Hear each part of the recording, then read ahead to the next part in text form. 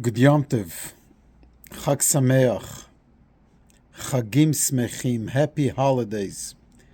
This month of Kislev, the third month in the Jewish calendar, is a month filled with holidays, especially taking in consideration Hasidic special days that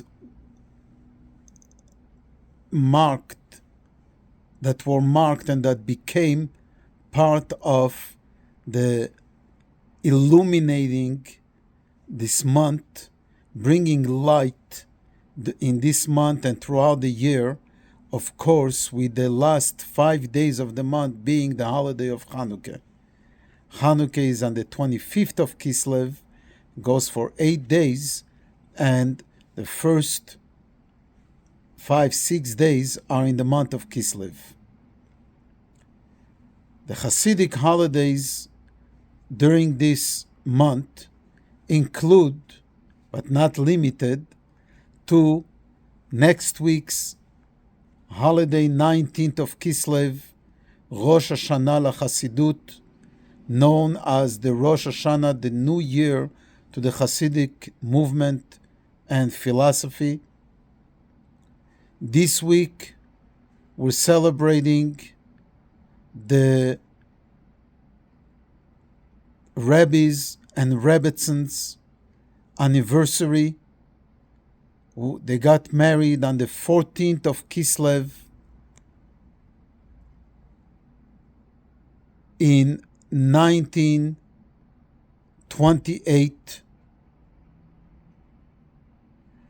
And the question is, why is it important to remember these days? And why is it important for us to celebrate the Rebbe's anniversary date? Yes, the Rebbe is a great leader, but still, why are those details important? Why is it a Yom Tov? Why is it a holiday? Why is it a day to mark and to remember? Well, looking at the Parsha reading of this week, Parshas Vayishlach, the same question comes up in the history of this Parsha as well as throughout this first book of Genesis. The Torah has chosen to tell us some stories from the rich history and life of our patriarchs and matriarchs, and some stories are being repeated and more in detail, while others we don't know anything about. Why are some important more than others? Obviously because there is a lesson there. Obviously because there is a positive message that we need to take from these stories. So in the Parsha of this week, as an example, we're learning about the second name of Yaakov, the second name that was added to Jacob, the name Israel, first by an angel, but then by God, which is an obvious lesson that what Yaakov represents, what Israel represents, Yaakov represents the heel, Yisrael represents the head, and there is the two things that these two aspects in our lives, both are important. The head needs to influence the heel needs to be influenced by the head needs to lead, and that's a tremendous lesson by each and every one of us on a daily basis. And the same is about the anniversary of the Rebbe, of his marriage. So to point out, the Rebbe is not the son of the previous Rebbe, which usually the son takes over from the father. It wasn't this case. In this case, the Rebbe married into the family of the previous Rebbe, married the daughter of the previous Lubavitcher Rebbe. He is from the descendants of previous Rebbes, 6th generation, but his father was not a Rebbe. He became a Rebbe because he got married to the daughter of the previous Rebbe.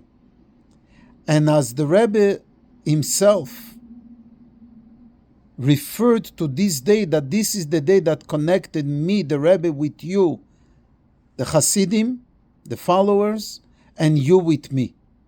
And the Rebbe said, me and you are going to bother and to squeeze each other until we'll squeeze out Moshiach, the ultimate redemption to the world. Indeed, when I look at it, when I think about it, it is thanks to this day that the world today looks different after the Holocaust. When Judaism was almost in the darkest moments, and the Rebbe revives it. So just a quick search I did this morning with Rabbi, Google, Rabbi AI.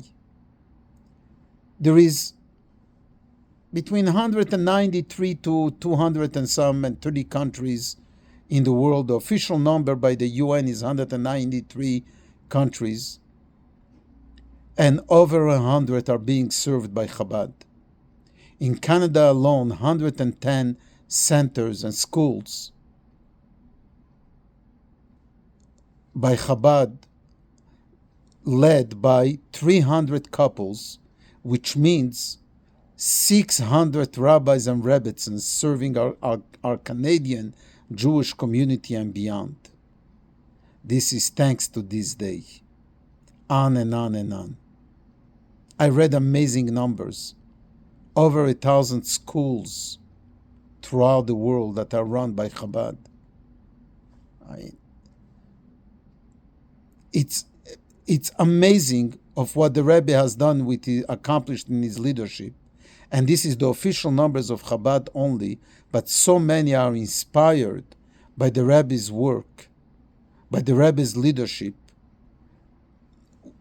under the official umbrella of Chabad or not, but the Rebbe has shaped the light of the world, the light of Judaism in this world. And this month ends with the holiday of Hanukkah, the holiday of lights illuminating the world. A good month and a good Shabbos. Keep up the work of one mitzvah at a time.